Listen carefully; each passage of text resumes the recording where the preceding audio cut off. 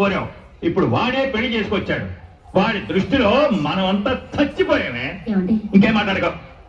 ఆహా, ఎలాంటి పుత్రుణ్ణి కన్నావే.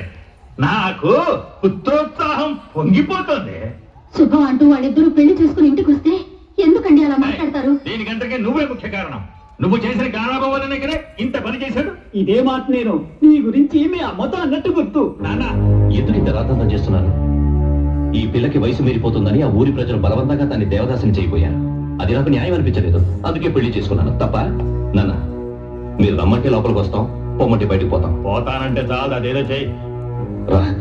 ఒక్క నిమిషం మామయ్య, మీ అబ్బాయికి మంజునాథ అని పేరు పెట్టారు అంటే మీకు ఆ దేవుడి మీద నమ్మకం ఉందనే కదా అర్థం. అవును. ఆ శివుడాజ్ఞ లేనిదే ఓ చిన్న చీమ కూడా కుట్టదంటారు, అవునా? అవును. మరైతే ఆ శివుడాజ్ఞ లేకుండానే ఈ పెళ్లి జరిగిందంటారా?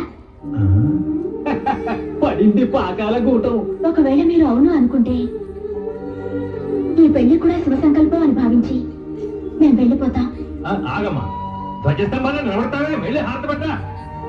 ఇదైనా శాంతంగా చెప్పచ్చు కదండి. ముందు వెళ్ళు. లక్షణంగా ఉంది పిల్ల కదరా అబ్బాయి. సంతోషించాను.